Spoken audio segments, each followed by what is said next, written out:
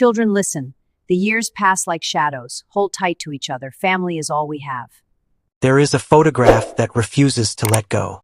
Taken in 1911, it shows an elderly woman seated at the center, her posture rigid, her hands folded with deliberate precision. Around her, her grandchildren stand and sit in careful arrangement, their faces smooth and unsmiling, their eyes fixed somewhere beyond the lens. The image is clear enough to see the texture of her dark dress, the worn fabric of the children's clothing, the faint blur of a window frame behind them. But clarity does not mean understanding. The longer you look at this photograph, the less certain you become about what you are actually seeing. At first glance, it appears to be nothing more than a family portrait, the kind that filled albums and mantelpieces across America in the early 20th century. But there is something in the woman's expression that stops the viewer cold. It is not grief, though grief may live beneath it. It is not anger, though there is a hardness in the set of her jaw. It is not even exhaustion, though her eyes carry the weight of decades. What it is, precisely, cannot be named. It is the look of someone who has seen too much to ever speak of it freely, someone who has learned that survival depends on silence. The children, too, seem unusually restrained. Their clothing is clean but simple, mended in places, suggesting care but not comfort. The youngest, a boy of perhaps 5, stands closest to the woman, his small hand resting on the arm of her chair. His face is solemn in a way that children's faces should not be. The others, slightly older, hold themselves with a kind of learned stillness, as though they have been taught that drawing attention is dangerous. There is no warmth in their proximity, no visible affection, only the quiet arrangement of bodies in space. The photograph offers no caption, no inscription, no explanation. It was discovered among a collection of unclaimed images at an estate sale in rural Illinois, bundled with dozens of other forgotten faces. For years, it sat in a cardboard box, unexamined, until a researcher specializing in early American domestic life pulled it from obscurity. What caught her attention was not the composition or the quality of the print, but the expression on the elderly woman's face. It was an expression that seemed to carry an entire century of hardship, compressed into a single unguarded moment. And once she began to investigate the context behind that face, the photograph transformed from a simple portrait into something far more complex. What did this woman live through that the photograph cannot say? To understand the woman in the photograph, you must first understand the world she inhabited. In 1911, America was a nation caught between two eras. The 19th century, with its agrarian rhythms and rural isolation, was giving way to the roar of industrialization, urbanization, and mechanized progress. It was a time of astonishing technological advancement and brutal human cost. Electric lights were spreading through cities, automobiles were beginning to replace horses, and the Wright brothers' invention had proven that human beings could fly. But for the vast majority of Americans, especially those living in small towns and farming communities, life remained harsh, precarious, and short. The average life expectancy in 1911 was just over 50 years. Infant mortality was staggeringly high, with 1 in 10 children dying before their first birthday, and many more succumbing to disease, accident, or malnutrition before reaching adulthood. Tuberculosis, pneumonia, and influenza moved through households like silent predators, claiming the young and the old with indiscriminate cruelty. Medicine was rudimentary, antibiotics did not exist, and even minor infections could turn fatal within days. Childbirth was one of the leading causes of death for women, and it was not uncommon for a woman to bury half her children before she herself reached middle age. Work was relentless and often deadly. In factories, men, women, and children labored 12 to 14 hours a day in conditions that would be considered criminal by modern standards. Machinery lacked safety guards, fire exits were rare, and industrial accidents were so common they barely warranted newspaper coverage. In rural areas, farming was equally brutal. Plowing, harvesting, and animal husbandry demanded constant physical labor, and a single failed crop could mean starvation. There were no safety nets, no social programs, no unemployment insurance. If you could not work, you did not eat. If you could not pay rent, you were cast into the streets. Poverty was not an exception but a norm. The Gilded Age had enriched a small class of industrialists and financiers, but the majority of Americans lived in perpetual struggle. Housing was overcrowded, sanitation was poor, and clean water was a luxury. In cities, tenement buildings packed families into single rooms with no ventilation, no privacy, and no escape from the filth that bred disease. In the countryside, families lived in rough cabins or farmhouses that offered little protection from the elements.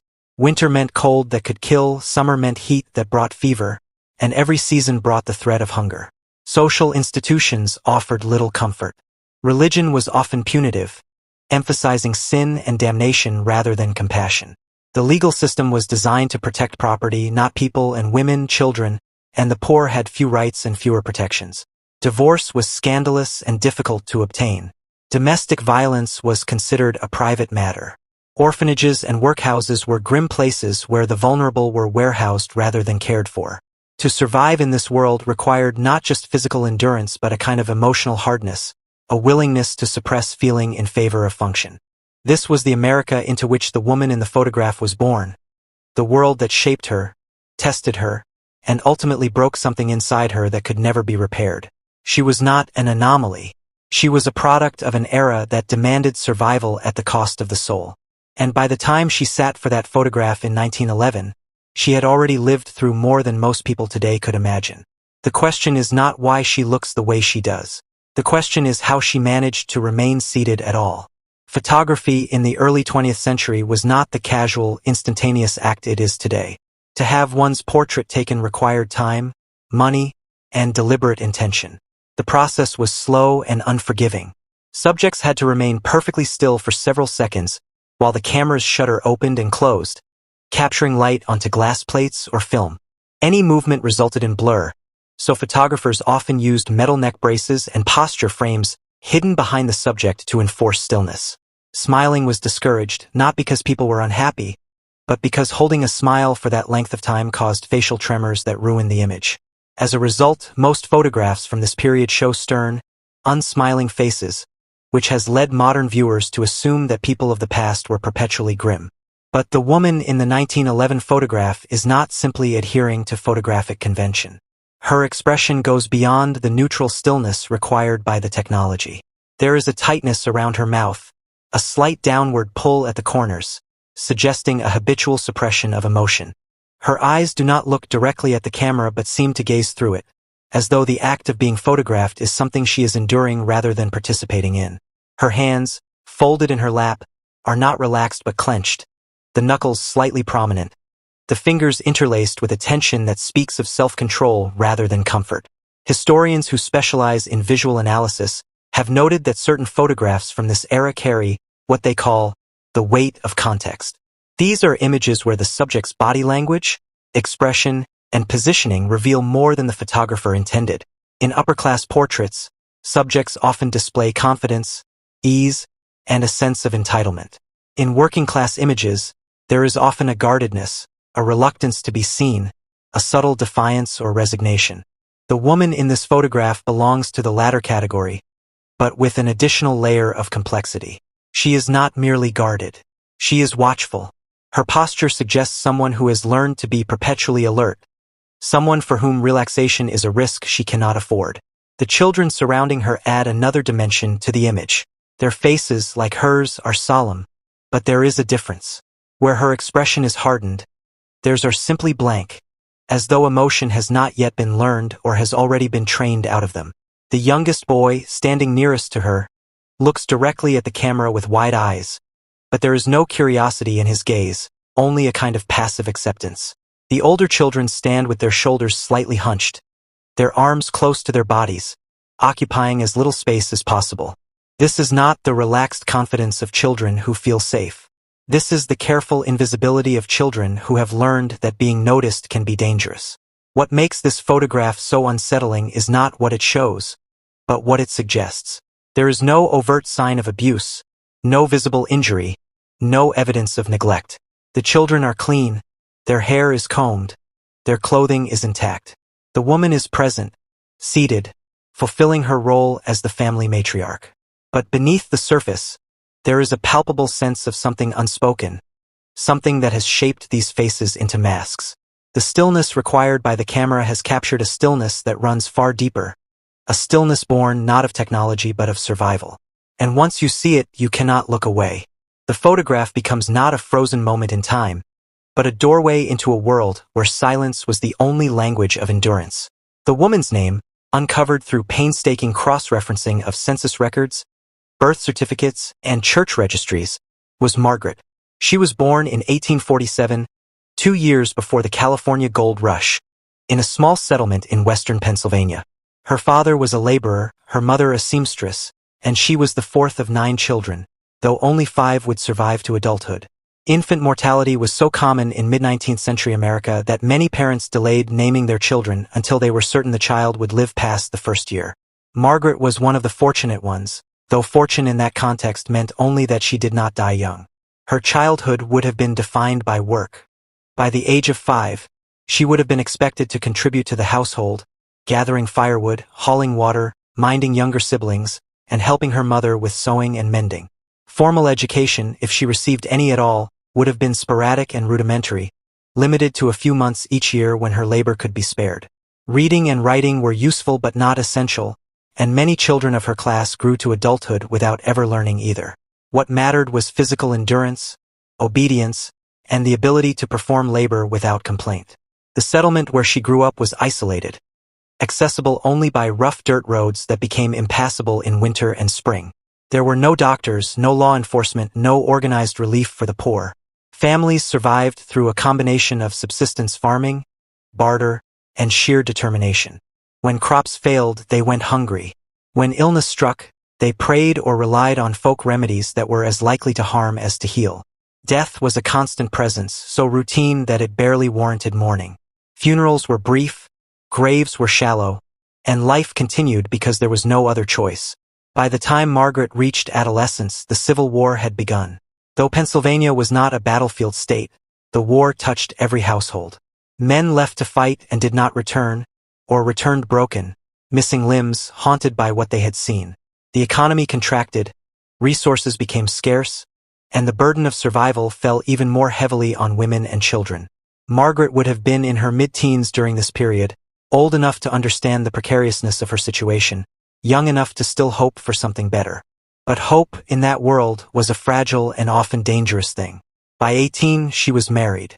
The records do not indicate whether it was a love match or a practical arrangement, but in that era, distinctions of that kind were largely irrelevant. Marriage was an economic necessity, a way to secure survival through the pooling of labor and resources. Her husband, a man named Thomas, was 10 years her senior, a carpenter by trade, and a veteran of the war. What kind of man he was, whether kind or cruel, gentle or harsh, the records do not say. What they do reveal is that within 2 years of their marriage, Margaret gave birth to the first of what would be many children. And with that first birth, her life as an individual effectively ended, subsumed into the relentless cycle of pregnancy, childbirth, and infant care that would define the next 2 decades of her existence. The girl who once carried firewood and mended clothes had become something else entirely. She had become a vessel for survival. Her body and her will bent entirely toward the preservation of life in a world determined to extinguish it.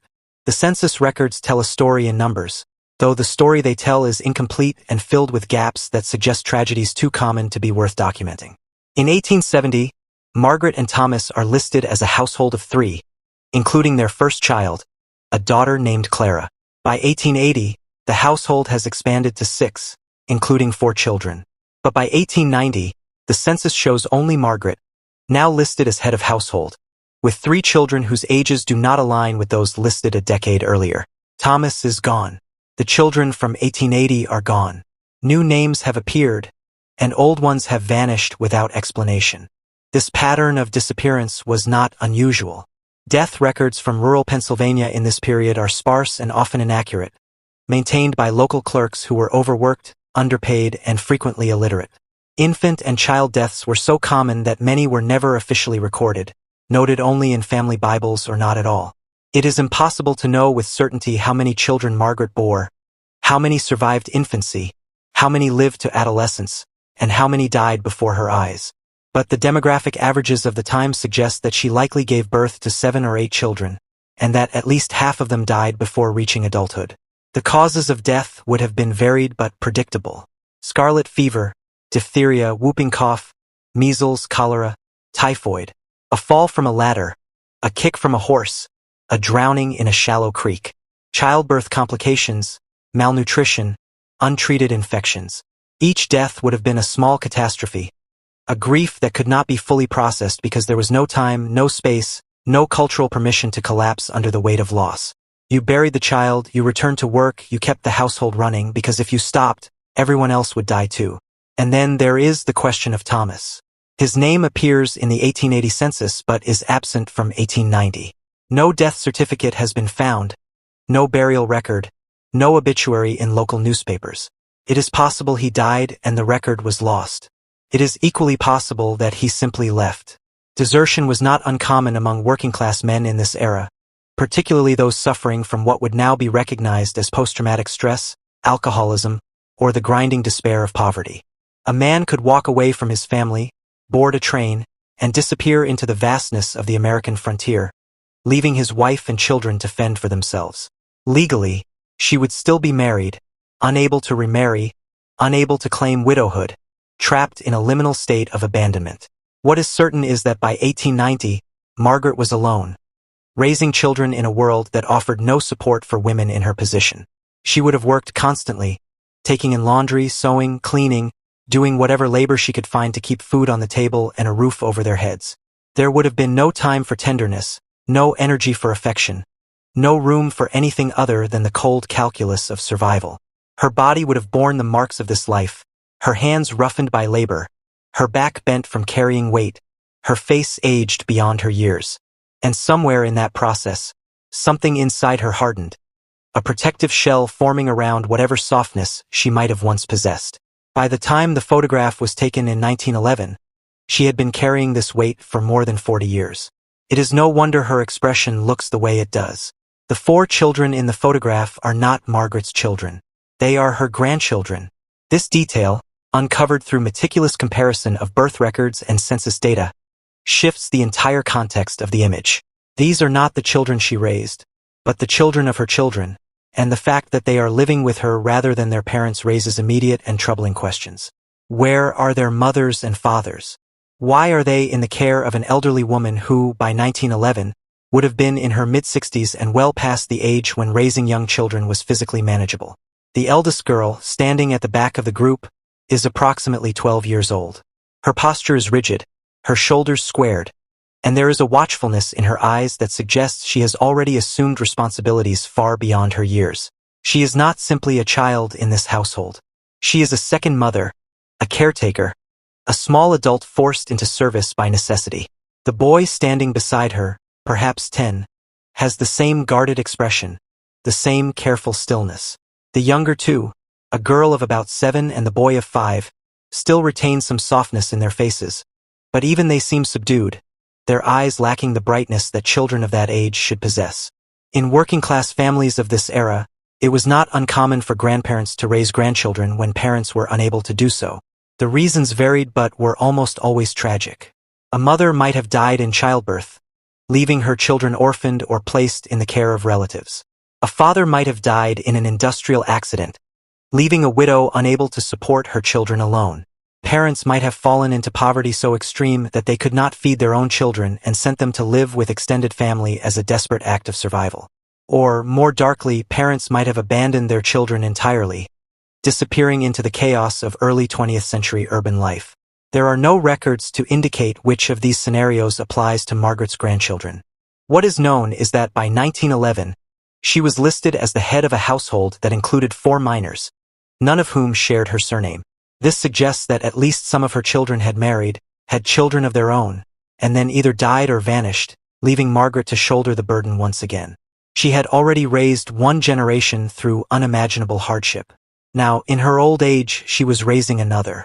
The emotional toll of this situation is impossible to quantify.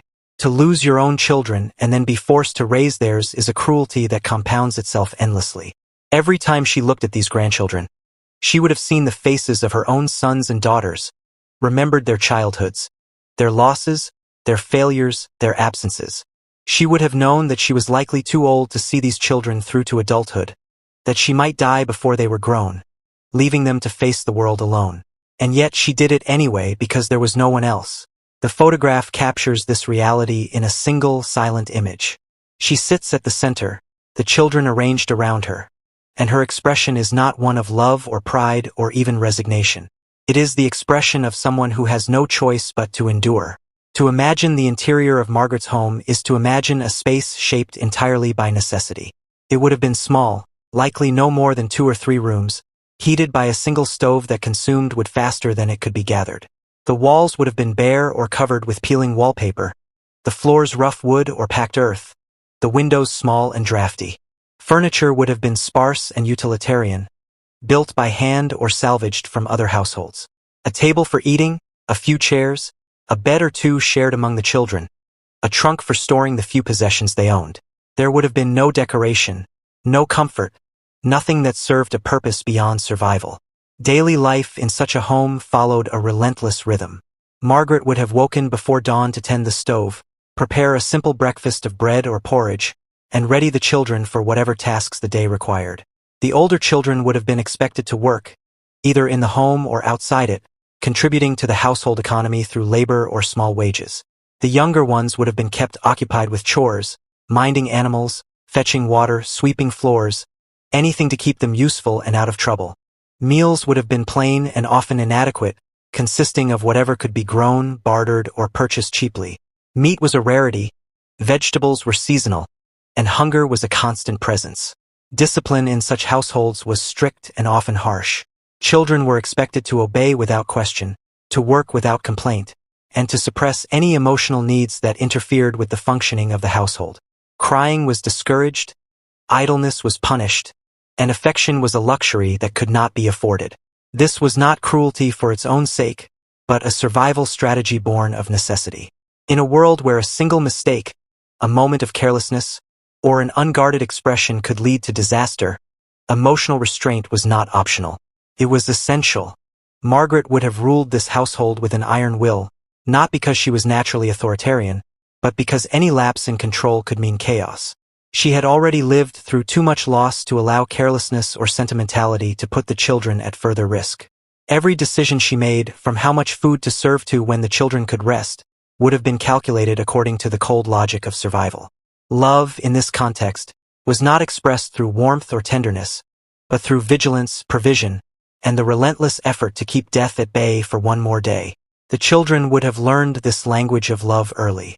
They would have understood that their grandmother's sternness was a form of protection, that her refusal to indulge their needs was not rejection but a desperate attempt to prepare them for a world that would offer no mercy. They would have learned to read her moods, to anticipate her needs, to move quietly through the house so as not to disturb the fragile order she maintained. And they would have learned, as she had learned, that survival required the suppression of the self, the sublimation of desire, and the acceptance of a life defined by endurance rather than joy. By the time the photograph was taken, these lessons had already been internalized. The children stand beside her not as individuals but as extensions of her will, shaped by her hand into vessels of the same grim resilience that had carried her through 6 decades of hardship. Margaret was not unique. She was one of millions of women who lived through the same conditions, bore the same losses, and carried the same unspoken traumas. Across America in the late 19th and early 20th centuries, entire generations of people survived circumstances that would be considered catastrophic by modern standards, and they did so without the language, the cultural framework, or the social permission to acknowledge the psychological toll of that survival. Trauma, as a concept, did not exist in the popular consciousness. Grief was not something to be processed but something to be endured in silence. Mental health was either ignored or pathologized as weakness, hysteria, or moral failure. Women, in particular, were expected to bear suffering without complaint. The ideology of the time held that women were naturally suited to caregiving, that their capacity for endurance was limitless, and that their pain was simply part of their biological and spiritual duty. To express grief openly was to risk being seen as unfit, unstable, or ungodly. To collapse under the weight of loss was to fail not just yourself but your family, your community, and your God. And so women like Margaret learned to bury their emotions so deeply that they became unrecognizable even to themselves. This suppression had consequences that rippled through families and across generations. Children raised by traumatized parents learned that emotions were dangerous, that vulnerability was weakness, and that survival depended on emotional self-sufficiency. They grew into adults who struggled to form intimate connections, who parented their own children with the same harsh discipline they had received, and who passed down the same unspoken rules of silence and endurance. The trauma did not disappear, It simply transformed, becoming part of the cultural fabric, a shared inheritance that shaped behavior, relationships, and identity in ways that were invisible but profoundly damaging. Historians studying this period have identified patterns of what they call intergenerational silence. Families who lived through extreme hardship often refused to speak of it, not out of shame, but because there was no cultural model for how to speak of it. The language of therapy, of emotional expression, of trauma recovery, did not yet exist. And so the stories went untold, the grief went unacknowledged, and the pain was simply absorbed into the body, manifesting as chronic illness, early death, and a pervasive sense of emotional numbness that became normalized as stoicism or strength. Margaret's generation was one of the last to live entirely within this paradigm. The world was beginning to change. Psychology was emerging as a discipline, social reform movements were advocating for better conditions for the poor, and the slow, painful process of giving voice to suffering was beginning. But for Margaret, these changes came too late. She had already lived the majority of her life under the old rules, and by the time the photograph was taken in 1911, those rules were so deeply embedded in her being that they had become indistinguishable from her identity. Her silence was not a choice. It was a survival mechanism, a learned response to a world that punished vulnerability and rewarded endurance. And in that photograph, in the set of her jaw and the hardness of her gaze, you can see the cost of that survival. She is still alive, still present, still holding the family together. But the person she might have been, the woman who might have laughed or wept or dreamed, is long gone, buried beneath decades of necessity. For all the information that can be gleaned from census data, birth certificates, and church registries, there are vast stretches of Margaret's life that remain completely invisible. The records tell us when she was born, when she married, when she gave birth, and when she took in her grandchildren. But they do not tell us what she thought, what she felt, what she feared, or what she hoped for. They do not tell us whether she loved her husband or resented him, whether she mourned her lost children or simply numbed herself to the pain, whether she found any joy in her grandchildren or saw them only as another burden she was too exhausted to carry. Women's inner lives in this era were rarely documented. Letter writing was more common among the educated classes, but even then, women were expected to conform to standards of propriety that discouraged honest emotional expression. Diaries, if kept at all, were often superficial, recording events rather than feelings. And for working-class women like Margaret, who had little time, little education, and little reason to believe that their thoughts mattered, the idea of preserving one's inner life for posterity would have seemed absurd. Their stories were not considered worth telling, and so they vanished, leaving behind only the barest factual traces. Even the records that do exist are incomplete and often unreliable. Birth and death dates are frequently inaccurate. Names are misspelled or changed, and entire people simply disappear from the historical record without explanation. A child listed in one census may be absent from the next, and there is no way to know whether they died, moved away, or were simply overlooked by a careless clerk. Women who remarried often took their new husband's surname, erasing their previous identity entirely. And for women who never married, who lived on the margins of society, or who fell into poverty so extreme that they became invisible to the state, there may be no record at all. This absence of information is not neutral. It is a form of erasure, a silencing that extends beyond death. When we look at the photograph of Margaret and her grandchildren, we are looking at people whose lives were considered too ordinary, too unimportant, and too expendable to be worth preserving in any meaningful way. The photograph exists only by accident, rescued from obscurity by chance rather than intention. And even now, with all the tools of historical research at our disposal, we can only reconstruct the outline of her life, the broad strokes of survival and loss, without ever truly knowing who she was. What the records do tell us, however, is what was done to her.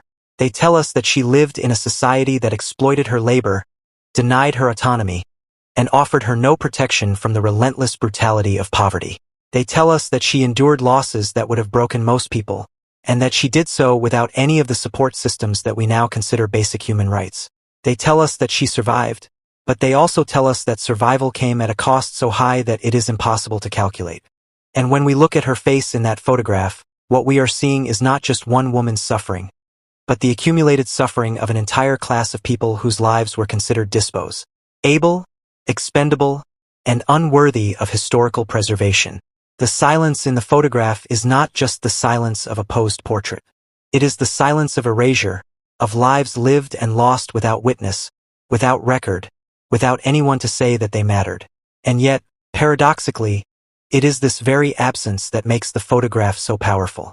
Because we cannot know Margaret's inner life, we are forced to confront our own assumptions, our own projections, our own need to make meaning from suffering. We look at her face and we see our own grandmothers, our own ancestors, our own understanding of what it means to endure. The photograph becomes a mirror, reflecting not just the past but our relationship to the past, our need to honor those who came before us even when we cannot fully understand them. What the records don't say is perhaps more important than what they do say, because it reminds us that history is not just what is documented, but what is lost, what is forgotten, and what can never be recovered. It is 1911, probably spring or early summer, judging by the quality of light filtering through the window frame behind them.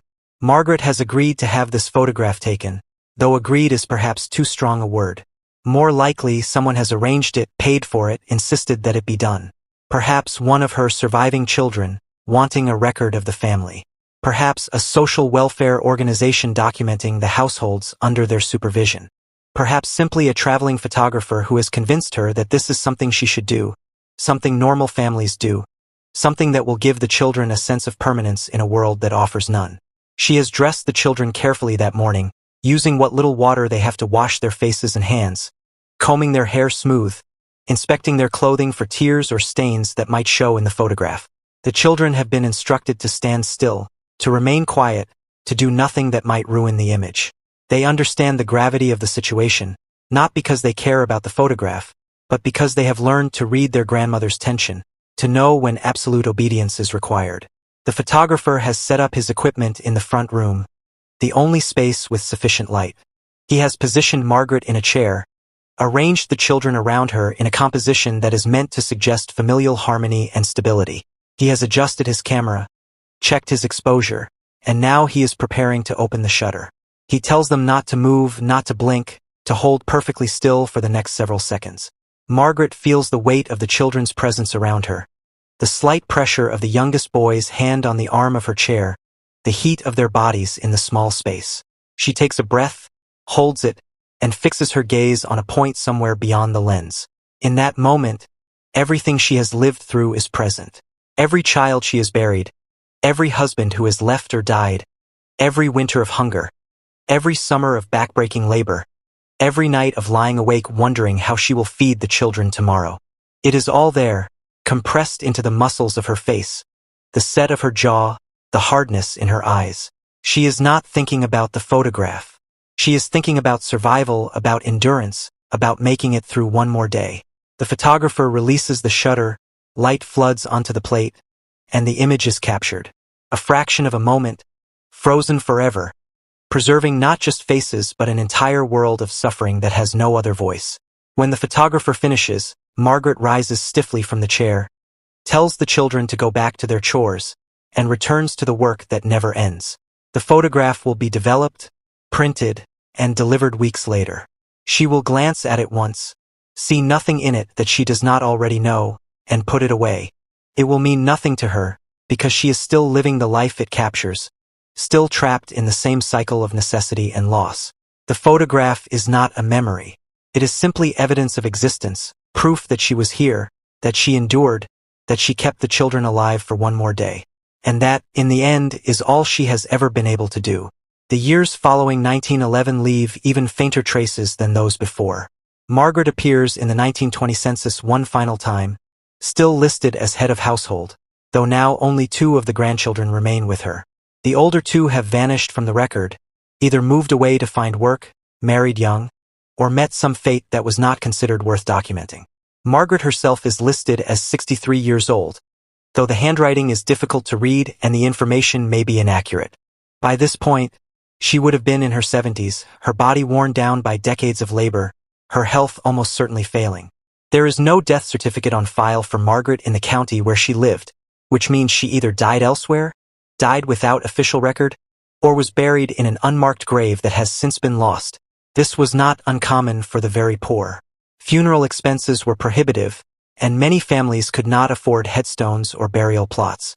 Bodies were interred in potters' fields, in family plots on private land, or in churchyards where wooden markers have long since rotted away.